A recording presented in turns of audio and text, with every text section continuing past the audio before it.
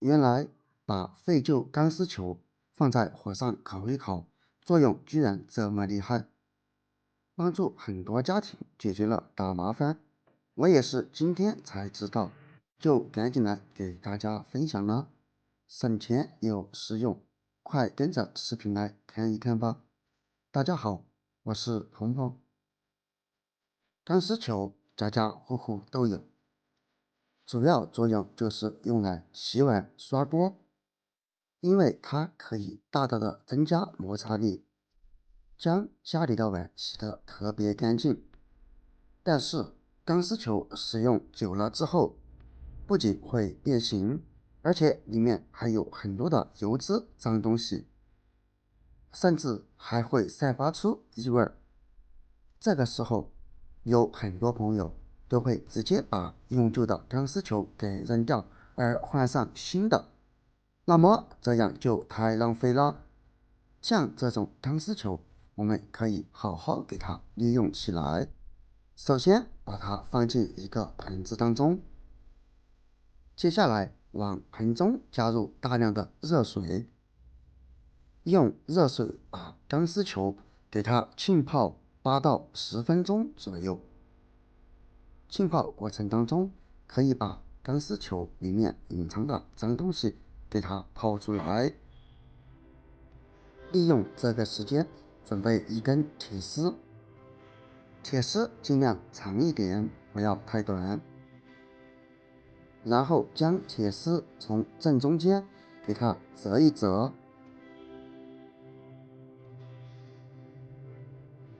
最后就形成了一个这样的夹子。泡水时间到了之后，把水里的钢丝球捞出，可以看见水里面已经有很多的脏东西被浸泡出来。现在把钢丝球用做好的夹子给它夹住，夹的时候一定要给它夹的牢固了，像这样就可以。接下来把钢丝球放在燃气灶上，这样烧一烧。燃气灶火尽量给它开到最小。当然，在烧的过程当中，如果出现钢丝球被点着的情况下，我们可以把钢丝球给它撤出来，然后再继续烧。这样烧是可以把钢丝球里面残留的脏东西以及油脂给它烧掉的。当然，被这样烧过之后，钢丝球会一定程度的变黑一点，这是正常情况。烧的时候也一定要小心，千万不要烫到手。所以咱们一定要把铁丝夹子给它做的长一点，像把它烧成这样就可以了。然后关火，继续把它放在盆中，千万不要用手触碰，现在还特别烫。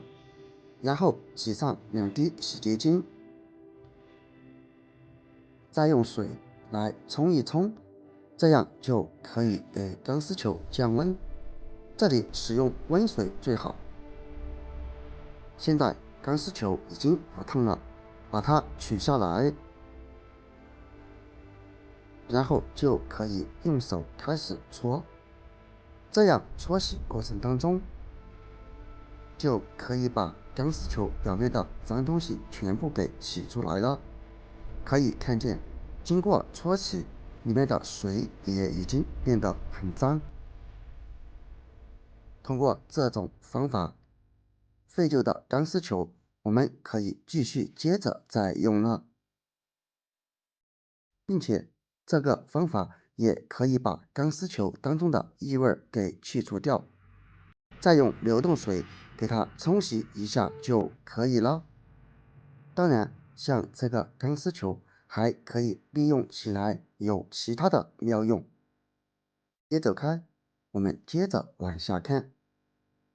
准备一根绳子，绳子尽量要牢固一点的。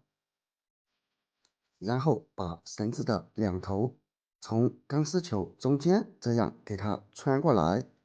用手指头轻轻的戳一个大一点的孔，这样就可以把绳子从这里轻松穿过来。另一边也用同样的方法给它穿过来，最后就得到了一个这样的钢丝球。那么到底有什么用呢？我们可以给它放在洗碗池里面的下水道。虽然说在我们洗碗的时候，这个过滤网可以过滤掉大量的剩饭或者洗菜时的残渣，但是像那些碎末它是无法过滤的，因为它孔洞还是挺大。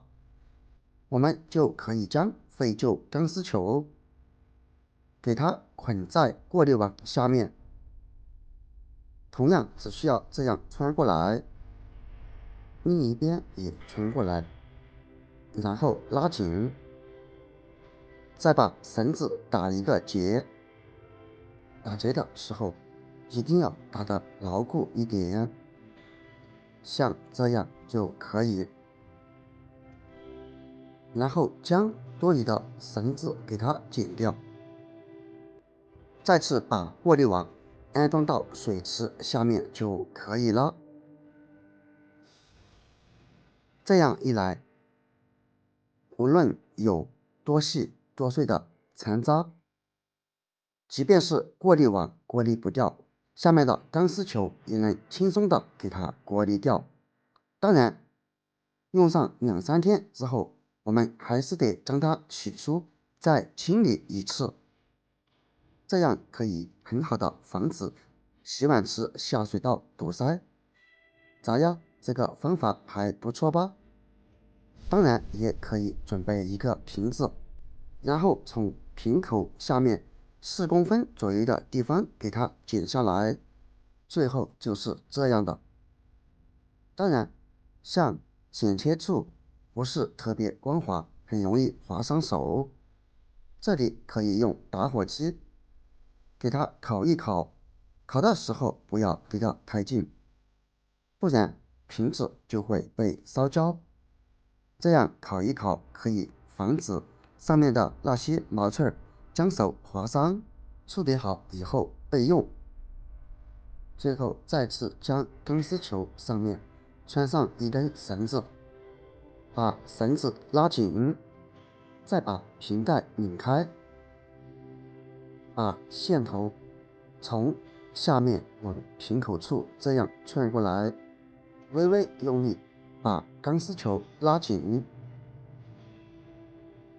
最后把瓶盖拧起来，这样就可以将绳子固定在瓶子上了。最后，我们再把绳子底部打上一个结，这样一个洗碗神器就做好了。来试一试效果，这样在洗碗刷锅的时候也不用担心再把手上弄得油腻腻的一片了，看起来还是比较好用的，并且用完之后还可以给它悬挂起来，有利于将钢丝球上面的水给滴掉。好了，朋友们，今天的视频就分享到这里了。如果觉得还不错，就给我点个赞吧。我们下个视频不见不散，拜拜。